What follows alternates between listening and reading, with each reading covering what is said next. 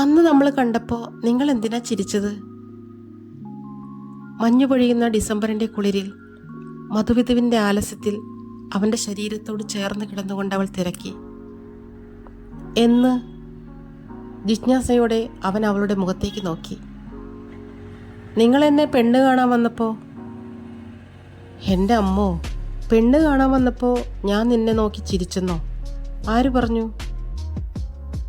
ഞാൻ അങ്ങനെ ഒന്നും മറക്കൂല. അന്ന് നിങ്ങൾ എന്നെ നോക്കി ചിരിച്ചത് ഇപ്പോഴും എൻ്റെ മനസ്സിലുണ്ട്. പക്ഷെ നിന്നെ നോക്കി ചിരിച്ചതായി എനിക്കും ഓർമ്മയില്ല കേട്ടോ.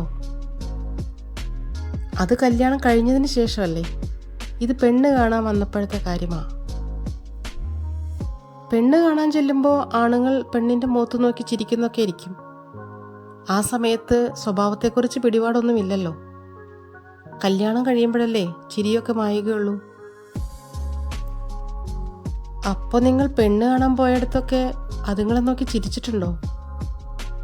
ആ, ഉണ്ടാവാം. അവളെ തന്നിലേക്ക് ചേർത്തുകൊണ്ട് അയാൾ മൊഴിഞ്ഞു. നിങ്ങൾ കാണാൻ വന്ന 41ാമത്തെ പെണ്ണാണ് ഞാനെന്നല്ലേ പറഞ്ഞത്? അതെ. എന്തേ അതൊക്കെ ഇപ്പോൾ ചോദിക്കുന്നു? ഒരു കാര്യം പറഞ്ഞേക്കാം. അതിനു മുമ്പ് ചിരിച്ചു കാണിച്ച ഏതെങ്കിലും ഒരെണ്ണത്തിനെ നോക്കി ഇനി എന്തെങ്കിലും ചിരിച്ച പല്ലിൻ്റെ എണ്ണം കുറയുമേ.